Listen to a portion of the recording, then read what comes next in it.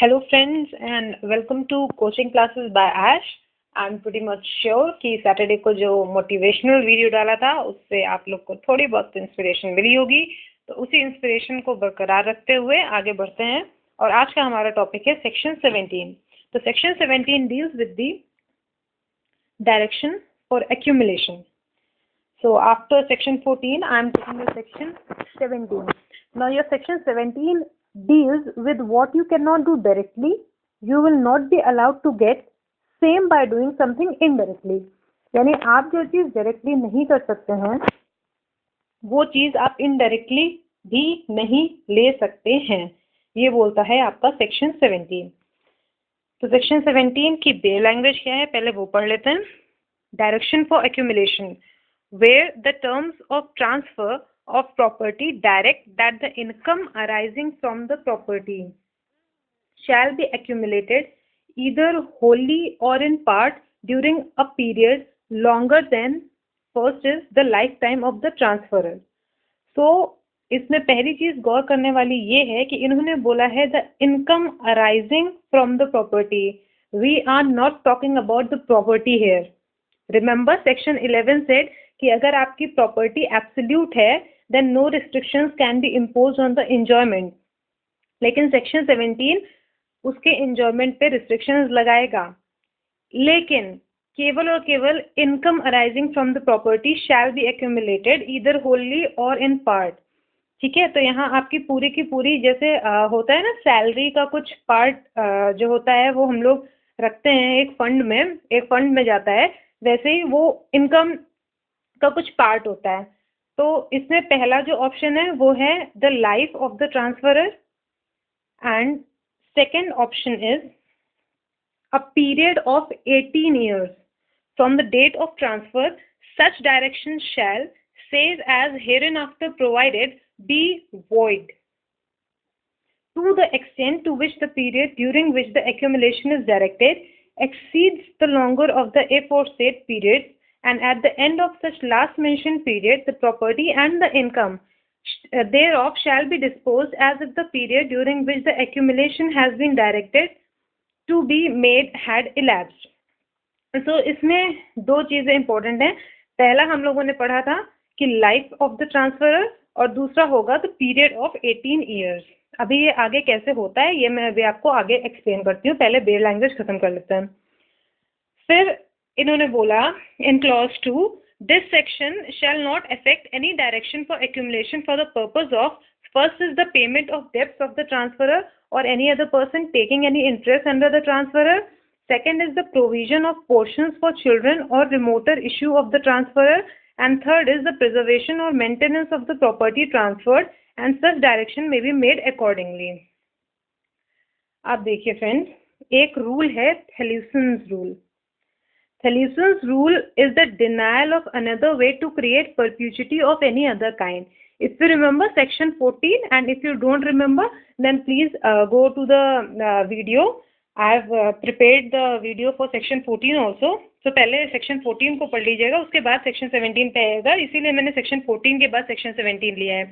तो Theliuson rule बोलता है कि perpetuity cannot be created by any other means. That is जो मैंने लेसन के शुरुआत में ही बोला था कि what you cannot do directly, you will not be allowed to do the same by doing something indirectly. Now your PowerPoint is for section 17 बहुत easy है और इसमें दो चीजें सबसे ज्यादा इंपॉर्टेंट है। पहला तो ये कि डायरेक्शन ऑफ एक्यूमुलेशन वॉइड होगा। पहली बात तो आप किसी भी चीज को एक्यूमुलेट करके नहीं रख सकते हैं, आपको वो चीज आगे बढ़ानी ही पड़ेगी। आप अपने पास कोई चीज कब तक रख सकते हैं, मतलब एक टाइम आएगा कि आपको वो आगे बढ़ाना पड़ेगा, तो वो कब तक हो सकता है? पहला तो जब तक आप जीवित हैं, lifetime of the transferor, और दूसरा 18 years from the date of transfer, whichever is longer. जैसे कि let me give you an example. Okay, this is a, he transfers his property to B, and then he says the property will be given to C until A is not dead. That is the lifetime of A. अब मान लेते हैं कि A जो है उसने property B को दी कि फाइनली वो वेस्ट करेगी C के पास, और जब तक वो जिंदा है तब तक, लेकिन हमने मान लिया कि A के ट्रांसफर के 10 साल बाद डेथ हो जाती है. Okay, so A is dead after 10 years of transfer. So now what will happen? Won't C get the property, or won't B give the property to C? Now the condition will be that our first condition said, let me remind you, your first condition said up to lifetime of the transferor, but here we see our transferor is already dead, so lifetime to nahi hoga. Then the second thing said 18 years from the date of transfer. This can be done.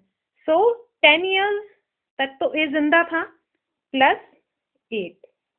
So till 8 years B will keep the property and then he'll transfer it to C. So that was simple. Now there are some exceptions to your section 17. The first is payment of debt. The second is accumulation of income for making provision of portions, and third is preservation and maintenance of property. And your section 17 will not apply if accumulation of income is for benefit of public also. For that you can refer to section 18. So your section 17 was pretty much easy, and you just read it in your book or Bare Act, whatever you have. It is really very easy and in a simple language too. But for those who are still wondering, you can refer to this example. So according to section 11, if you remember, if transfer of the property is absolute, section 11 said कि अगर हमारी property absolute होगी, then no restrictions can be imposed on enjoyment.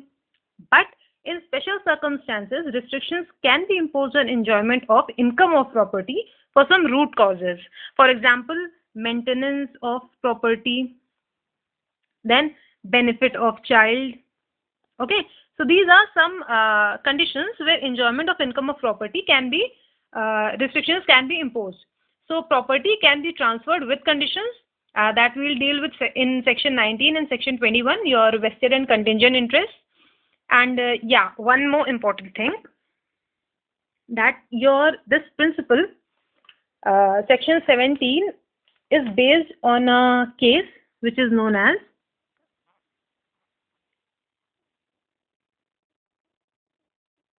Accumulation. You remember the Accumulation's rule I just told you in the beginning, versus Woodford. Okay, so this was the case. That is why it is known as Accumulation's rule, and section 17 came into being because of this case. So whenever you write section 17, please do not forget to mention this case. And in this case, your court observed, the court observed that enjoyment of income can be postponed.